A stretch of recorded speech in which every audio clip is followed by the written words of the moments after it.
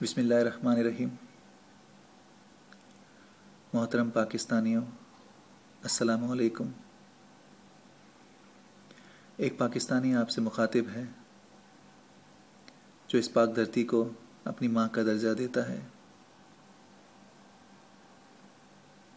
जो इस माँ की इज़्ज़त व आबरू को किसी भी शय से अजीज़ रखता है। मोहतरम हमवतनों, पाकिस्तान के मौजूदा हालात से आप सब लोग वाकिफ़ हैं और यकीनन फ़िक्रमंद भी हैं।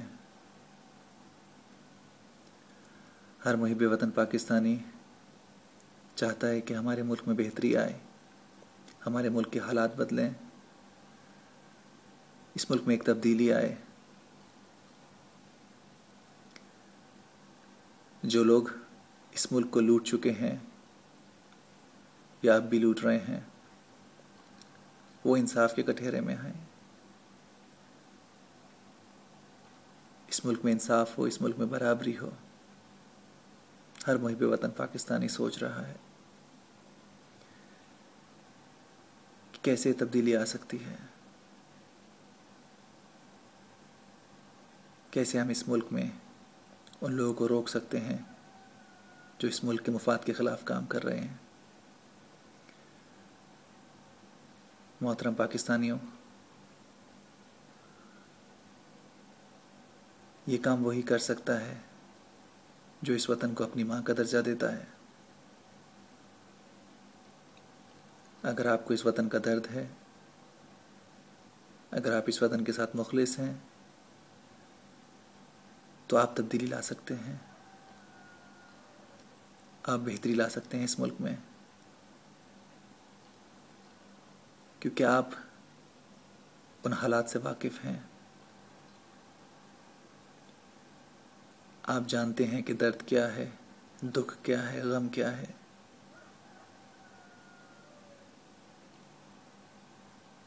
मोहतरम पाकिस्तानियों,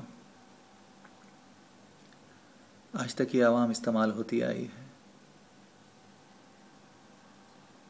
लोग इस आवाम को सीढ़ी बनाकर हुकूमत बनाते हैं और फिर कई कई साल उनको भूल जाते हैं।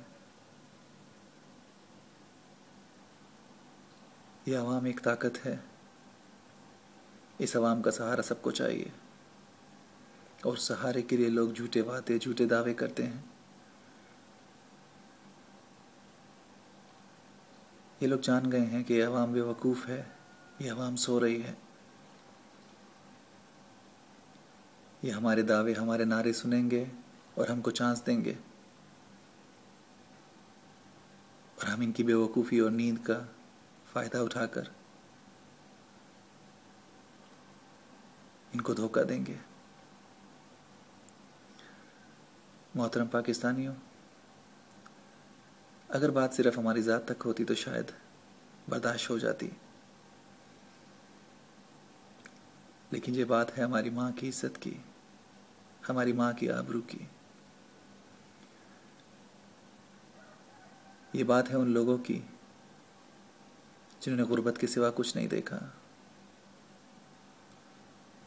जो आज इस मुल्क में इसलिए ख़ुदकुशी कर रहे हैं कि वो अपने बच्चों को कुछ खिला नहीं सकते,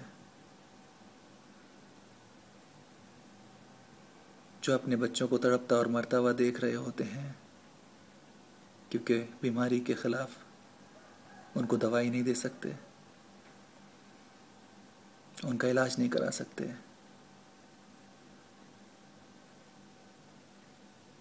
जो मजदूरी करके बमुश्किल एक या दो वक्त की रोटी अपने बच्चों को, अपनी फैमिली को देते हैं, और तालीम के बारे में तो सोच भी नहीं सकते।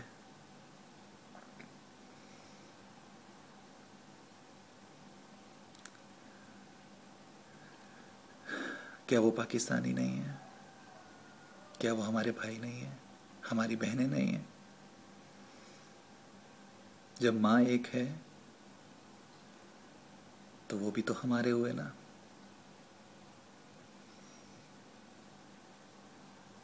आज हम एक दूसरे के बारे में नहीं सोचेंगे तो कौन सोचेगा? अब वक्त आ गया है कि हम खुशहाली लाएं इस मुल्क के अंदर, और इसके लिए हमें ख़ुद को इस काबिल बनाना है कि हर वो काम जो मुल्क के मफाद के ख़िलाफ़ हो उसको रोक सकें। हमें अपनी एक शनाख्त बनाना होगी। लोगों के हाथ में खिलौना बनने के बजाय अब हमें ये ज़िम्मेदारी खुद उठाना होगी।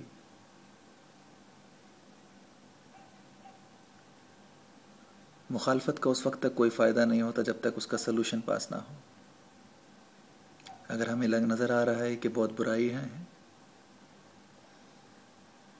तो इस बुराई का सलूशन भी हमें तलाश करना है। ज़बानी मुखालफत से कुछ नहीं बनेगा, हमें आगे आना होगा।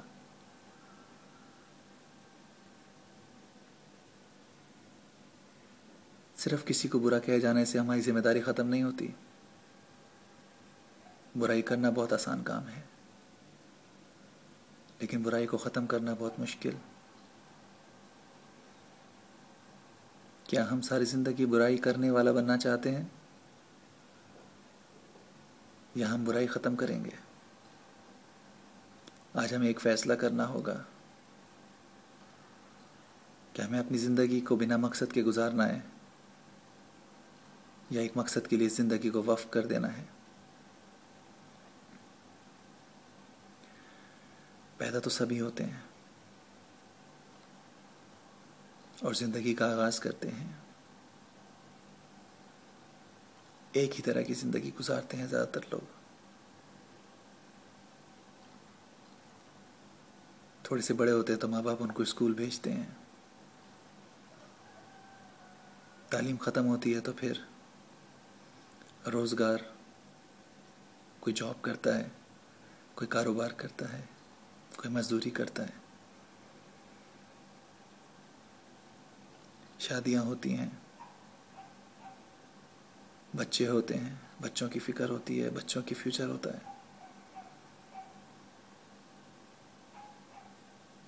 और इसी तरह बुढ़ापा आ जाता है।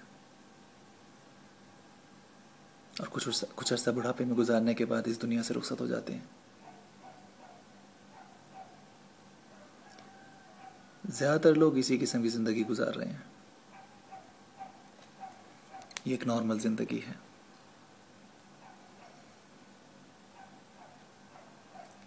हम इंसान अपनी पैदाइश और ज़िंदगी का मकसद नहीं जानते।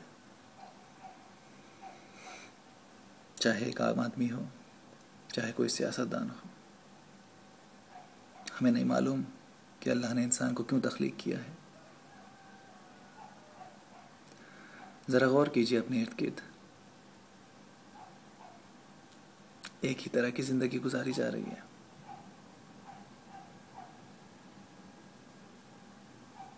कोई ख़ास फ़र्क नज़र नहीं आता। फ़र्क है तो स्टेटस का, अमीरी गरीबी का, शहरों का, देहातों का।